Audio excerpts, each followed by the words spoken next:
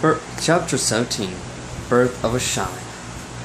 30 years earlier, through the cold wilderness of northern Equestria, a train made its way towards its next destination, Vancouver. It was a medium-sized city with a good level of commerce. Everybody aboard the train was looking forward to seeing the sights of Vancouver. Well, except one. Do we really have to do this? Yep, to quit your belly aching. White Knight the Pegasus and his best friend Big Red the Earthquake were on a train to Vancouver their way to Vancouver via train. I don't even know why we're going. White pouted. Dutch is the best place in Equestria. That may be so, but you gotta admit, things do get pretty dull there, Big Red declared. Now, Vancouver, the big city, has all sorts of sights to see, things to do, ladies to woo. Well, I'm glad you'll be having fun, White sighed, running a white hook through Superman. You practically dragged me along on this trip. Come on, White, Big Red declared. Y'all need to get out there. Star Trek ain't the center of the universe, you know. Yeah, White muttered, a grim expression on his face, as he glanced out the window. Big Red noticed. Come on, White. Whatever the black wasn't your fault. Big Red tried to reassure him. Big Red, don't. I just want to get this trip over with so I can go back home, White frowned. Suit yourself. Big Red frowned as he glanced out the window as well. White cast a sideways glance at Big Red. He knew that he meant well, and he was grateful for that, but it was complicated. As far as he could remember, Dutch Junction had been his home, where he and his older brother, Black Knight, grew up alongside Big Red, Cherry Jubilee, and many others that came to know over the years. The two had loving parents, Ivory Templar and White Dove, who passed away when they were just young colts. Shortly after their deaths, both of them, as well as Big Red, went and worked on Cherry Hill Ranch for Cherry Jubilee and her father, Narashino. When White and Black turned 16 and 18 respectively, they joined the Royal Defense Legion, an army branch of the Royal Guards, as their father was a soldier himself. After year training, they were shipped out to Saudi Arabia, where a civil war was undergoing. They were placed in a platoon of 4, featuring a Pegasus named Avalanche, a unicorn named Nora, an albino Earthpony named Nevik, and another Earthpony named Rookie Blue. And both White and Black were made their leading officers. For 30 years, a lot had happened, but nothing could compare to an incident during his 5th year of service. An incident that would forever burn itself into his mind. Needless to say, White shortly afterward retired from the army with honors and returned home back to Dutch Junction. No point there except the rare few knew why he retired from the army, but they didn't press the matter. White soon went back to work on the ranch out in Cherry, who had recently inherited the place, and things went back to normal, or at least close to it. White felt he had seen quite enough of the outside world after those 5 years in the army, but Big Red saw things differently. Soon the train arrived in Vancouver. As soon as the doors opened, Big Red was the first ones out, lugging a barrel of cherries on his back with ease. Oh, I smell that city air, he smiled. Good stuff. Yay, White said listlessly as he followed, toying with the bayonet around his neck. Hey, look there, Big Red smiled, spotting the merchant they were supposed to sell to. Hey pal, I brought the cherries you ordered for your stand, Big Red declared. Ah, wonderful. How much for them? 1 bit a pound? The merchant suggested. 1? Big Red sneered. Good sir, these cherries were homegrown by Cherry Jubilee and myself. You ain't find cherries of finer qualities elsewhere. They're easily worth 3 bits per pound. 3 bits? The merchant gasped. What do you think you are, Canterlot? Nobody around here will pay that much for some missy cherries. What? Oh, Big Red set down the barrel of cherries and glanced back at White. You might want to go check out the sights. This is gonna take a while. Meet you back at the hotel? Sure, White shrugged. Good, Big Red nodded to turn to the merchant. Now, you see here. White rolled his eyes. Big Red tries to haggle with the merchant. The big guy took a lot of pride in his cherries, especially ones grown on the ranch belonged to a certain crush of his. The only question was, what was he to do for the rest of the day while Red tried to get more bits for the cherries? His sense soon came as he spotted the small tavern, the watering hole. Well, I ain't got nothing better to do, White sighed. He entered the tavern as he took a seat at the counter. 1 sarsaparilla twist, please, he told the bartender. Sarsaparilla? You're not from around here, are you? White turned to the speaker. It was a big Earthpony mare, with a black mane and a light blue coat. The came up with a gust of wind. Actually, I'm from Dutch Junction, White answered. Way out there, huh? The white mare nodded. Is it nice? Best place I know, White declared as the partner gave him his drink. White Knight, by the way. Still for wind, Mare replied. So, what brings you so far from home? My friend, Big Red in business, White declared. We had trades to deliver and Big Red wanted to see the cities, so he dragged me along for the ride. Hey, it's not so bad here, Silver declared. I've lived here my whole life. Take it from me, it's a great place to be. Maybe you're right, White declared. Maybe I should give this place a chance. You do that, Silver smiled. Nice key mark, by the way. Are you a Royal Guards pony or something? Oh, White glanced at his unique, solely clipped key mark with the blue eye. I used to be. I'm just a work hand at Cherry Hill Ranch now. No kidding, Silver smiled. Never met a soldier before. Where did you serve? Saudi Arabia, White answered. Spent 4 years before transferred to Canada and then retired. Retired? Silver raised her brow. Why did you leave? It's a long story, White muttered, his mood suddenly dampening. And please don't take this the wrong way, but I'd rather not talk about it. Oh, okay, I understand, Silver nodded as she checked her watch. I have to head for home anyways. It was nice meeting you, White. You too, Silver, White smiled, a little entranced by Silver's smile. After Silver left, White downed the rest of his drink. Acknowledging that Big Red might be wondering where he was, White decided to leave. As he walked down the streets all by himself, dusk started to descend. However, as he did, he soon heard a struggle close by. Get away from me! Yelled a familiar voice. Silver? White gasped, heading in the direction of the voice. As he ran to an alley, he found Silver cornered by two thugs. What's the matter, sweet cheeks? One of them smirked, waving crossbow at her. We just want to have some fun with you. Yeah, fun, he shouted by being shorted. Hey! The two thugs and Silver glanced over to the voice as White stepped down the alleyway. Step away from the lady, White declared. Mind your own business, pal, the thug declared. That lady happens to be a friend of mine, White declared. So what happens to her is my business. Your funeral, buddy, the shorter one smirked. Yeah! The short thug charged at White, who quickly downed it with a roundhouse kick. Ready to call it quits? Quits? White exited the taller thug, suddenly grateful that his military training still served him well. You wish, the thug fired his crossbow. White dodged the arrow, then tugged the thug before he could reload, knocking the crossbow from his hooves. The two rose on the ground as White had the thug pinned, only to feel an agonizing pain in his abdomen. The thug had pulled a knife and jabbed him in the abdomen. It didn't hit any vital organs or whatnot, but it still hurt like torturous. Ah! White screamed as the thug pushed him off. Gotcha now, ya! Before the thug could finish his taunt, White instantly pulled the bloody knife from his wound and threw it into his legs. Gah! The thug recoiled, holding his stabbed leg. When he hears a cocking of a crossbow, he looked on in horror as White held his crossbow in one hoof, while his other front hoof was on his wound. Now, would you kindly leave this lady alone before I go and do something that I cannot be held responsible for? White threatened with grit in his voice.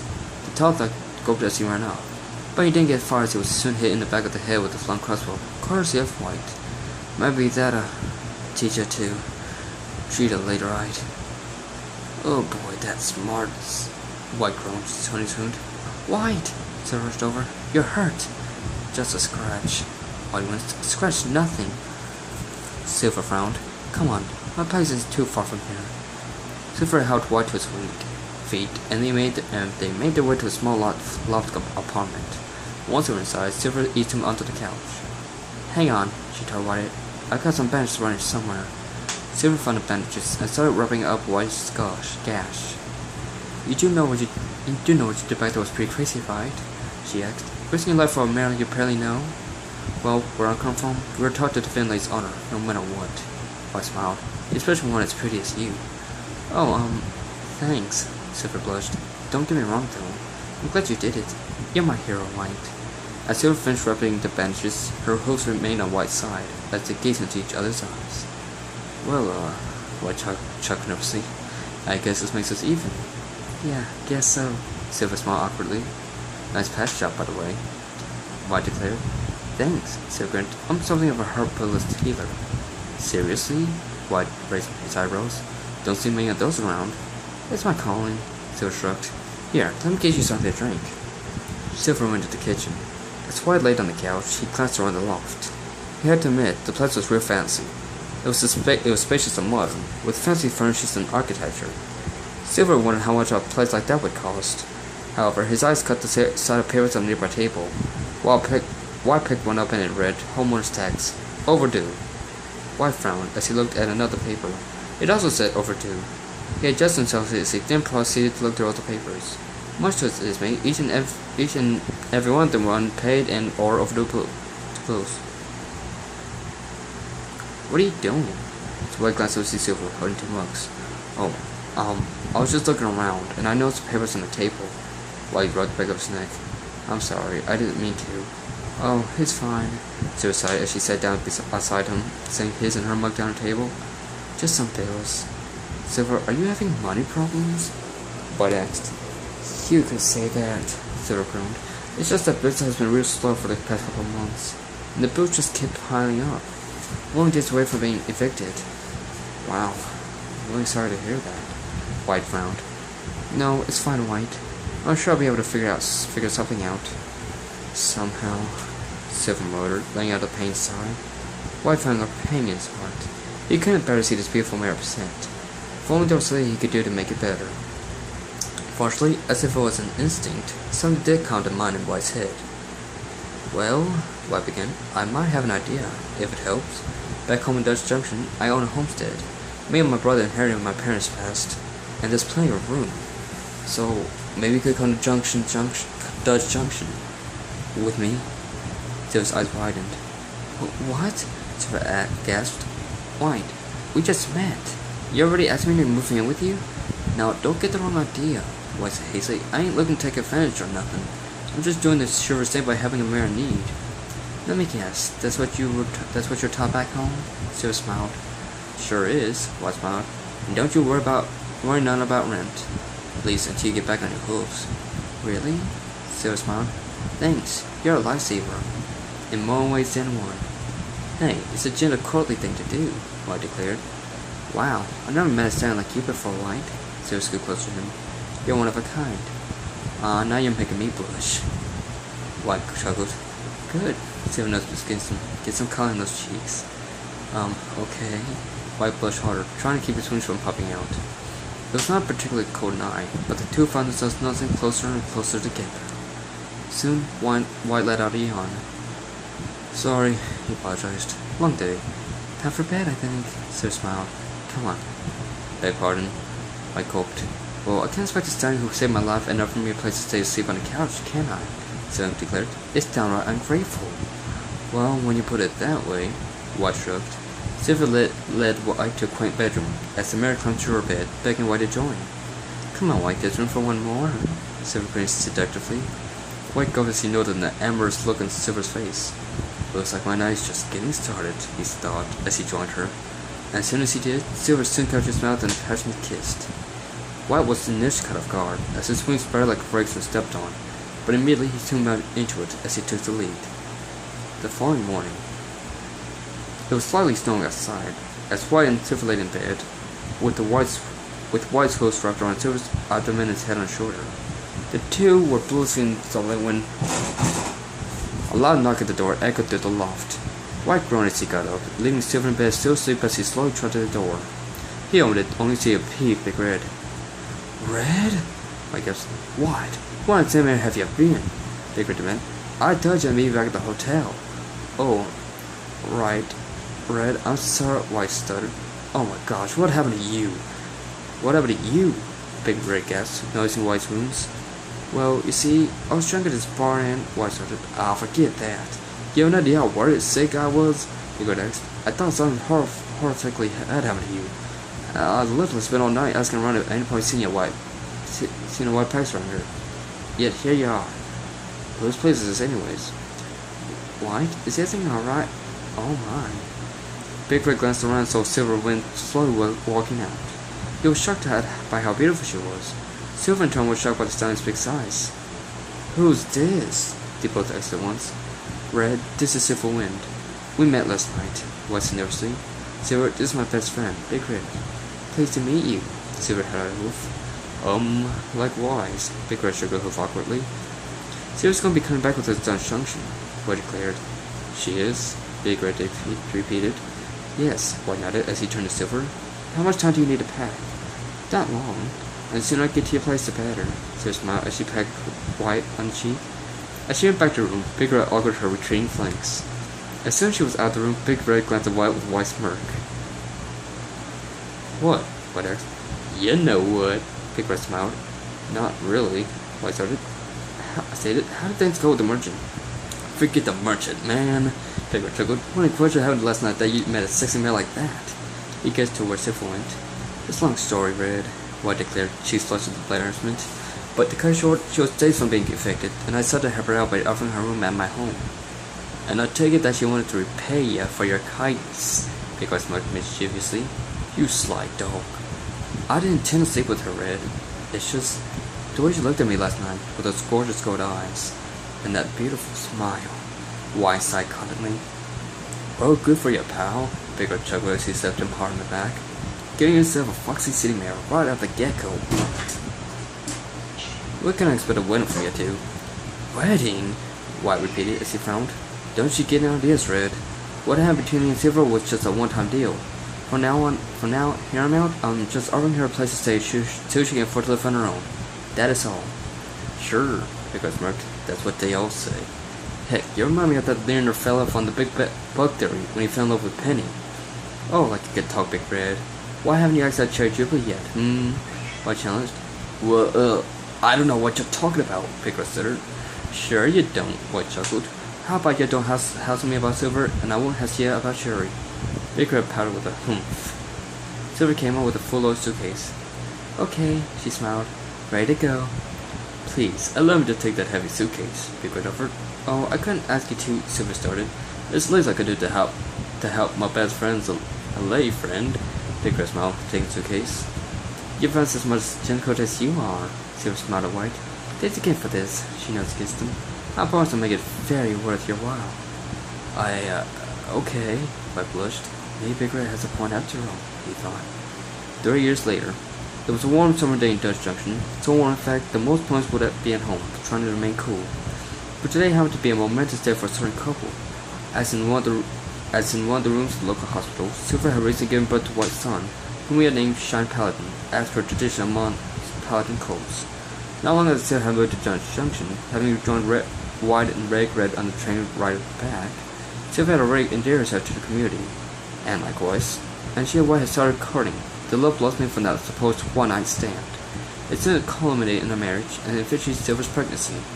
White looked at his son with pride and tears. Hello, Shine. He smiled as he took his son to his hoofs. Welcome to the world. Shine cooed, looking up at his father with blue eyes, as he parted out White's pocket, which now contained a picture of White and Silver on their wedding night. First anyway, Sheen. You're meant for great things, my boy, White whispered. I just knew it. Big Red then entered, joined by Cherry Jubilee. The relationship hadn't changed much between two since Silver came to Dutch Junction, but it became more obvious that the two were madly in love with each other. Not that they saw it. There he is, Big Red's mount. Say hi to Uncle Red, little critter. White handed Shine over to him. The little folk giggled as he rubbed his hoof against Big Red's beard. Oh my gosh, he's so tiny, Big Red chuckled. He's got your eyes wide, very big blue ones. You're so good with him, Cherry smiled. I bet you make a great father, Sunty Red. Thanks, Miss Cherry, Big Red blushed. Who'd have thought that one day Finn Hoover could have thought about so much, she mused. It was fate, my love, White kissed Silver. Destiny brought us together. Well then, thank you, Destiny, Silver grinned. And thank you, me, Big Red boasted. White would have never left the ranch if not for me. Whatever you say, Red, White chuckled, secretly forever grateful to his best friend. 25 years later, it had been a long road for him, but there he was, moments from being married to the man of his life. Shine stood outside the wedding hall, his wedding to the princess of his son, Celestia, mere moments away.